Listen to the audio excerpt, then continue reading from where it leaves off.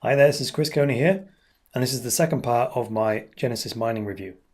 In the first video, I said I'd come back the next day and look at the payouts. Well, there was nothing there, so I've left it a few more days so there's a bit more to look at. There's a couple of things that I didn't realize when I first signed up. The first thing is that it's a mining contract. It's a one-time payment. Now, it does say that on the website, but I didn't see that before I signed up.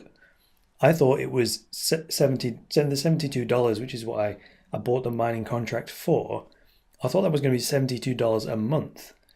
And I thought, okay, it's only going to take me a couple of months to see that in month one I spent $72. Did I get more than $72 worth of Bitcoin? Doesn't work like that. You pay the $72 up front, or you pay whatever the fixed fee is for the amount of mining power that you purchase, and you pay the one-off fee for the contract. And then it pays out in Bitcoin every day, forever, supposedly. Well, they say forever, but in reality, according to their terms and conditions, they'll continue to do it as long as it's profitable for them. So it's a bit risky because they could cancel tomorrow if they wanted to. They could cancel my mining contract, and in a minute we'll look at how much I've earned so far. So it is a big risk. So let's go to payouts, the Renault payouts. Okay. Now this is after 3 days, and you think, whoa, what's going on with that?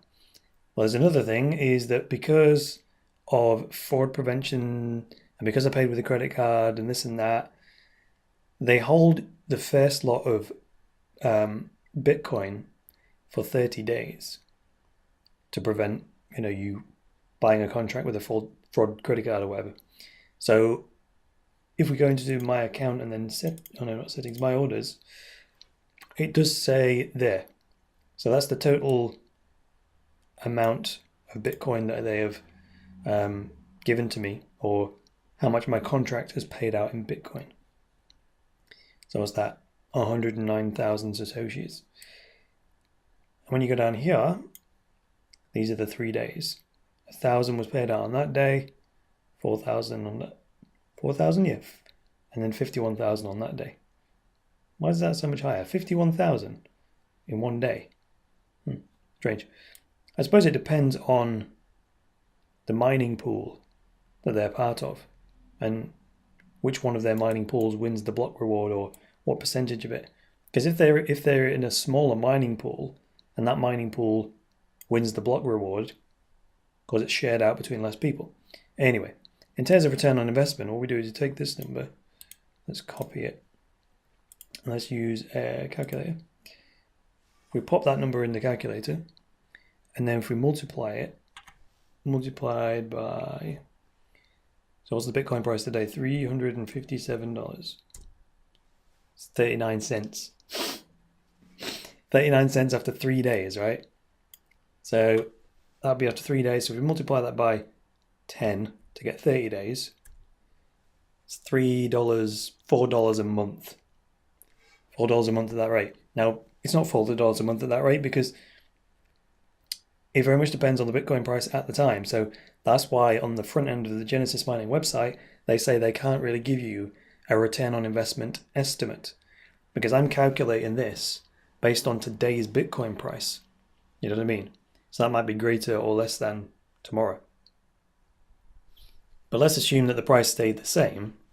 This would be $4 a month. So the Bitcoin price stayed exactly the same, $358 forever, right? Let's see on that basis how long the contract would take to pay back. So let's say it's $3.92. Let's say it's $3.92. So if I paid, what was it? $72.50. $72.50 for the contract.